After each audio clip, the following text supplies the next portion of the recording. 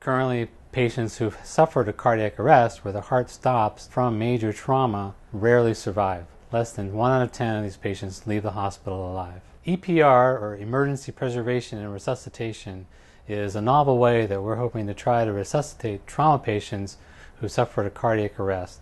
What do we have here? We have a 22-year-old gunshot wound to the chest. He has agonal... EPR buys time because the body can't tolerate not having blood flow for even more than just a few minutes. By cooling them, we can buy time by slowing down the processes that occur when there's no blood flow to the vital organs like the heart and brain. This will allow the surgeons to repair injuries and save the patients. Blood pressure on him?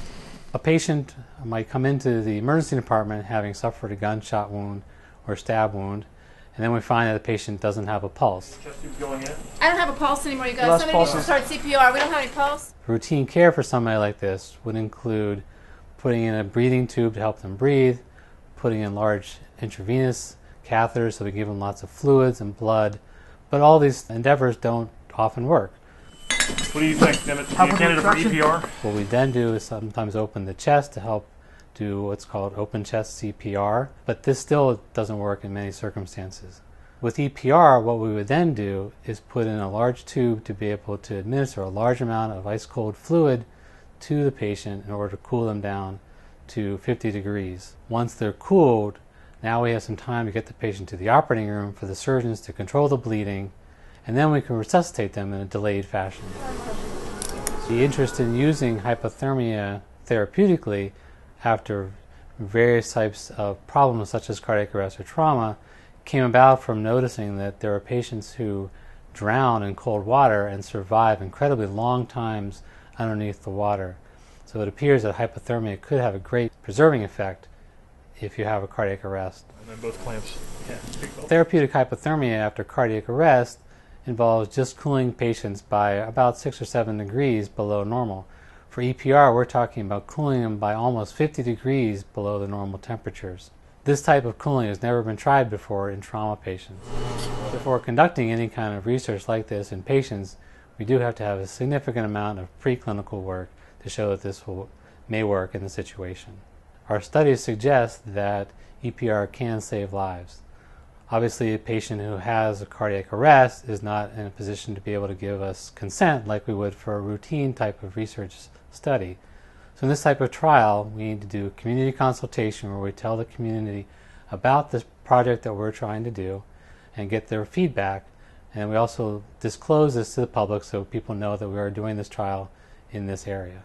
This type of study does have to be reviewed by federal agencies as well as local ethics boards. That way that we can maintain the appropriate safety for the public as we conduct this trial. Because this is a new technique and very few people will know how to do this, we won't be able to apply this in every patient who would fit the appropriate criteria. So there will be patients who will come through who might be candidates for EPR that for the moment we would not enroll and we would continue our standard care. Patients who've suffered blunt trauma, which is usually from car accidents or falls, will not be included in this study. We will also not be including children, pregnant women, or people over the age of 65. If you have any questions or concerns about this study, or you do not wish to participate, you can contact us.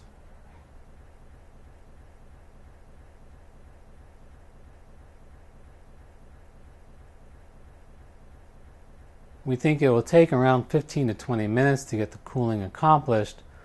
Hopefully within 45 minutes to an hour, the surgeons can control the bleeding. At that point, we would have to use a heart-lung machine to start the circulation again and start the rewarming process that might take another hour to 2 hours. We plan to start this study with approximately 10 patients. We'll see how the results are going at that point, and then we may continue to enroll additional patients as needed. We think this will happen over the next year or 2 years. Our goal would be to first resuscitate the patient so that the heartbeat starts again, and then we'd want to watch them closely to make sure they wake up, they don't develop organ system failure, and they're able to leave the hospital and go back to having normal lives.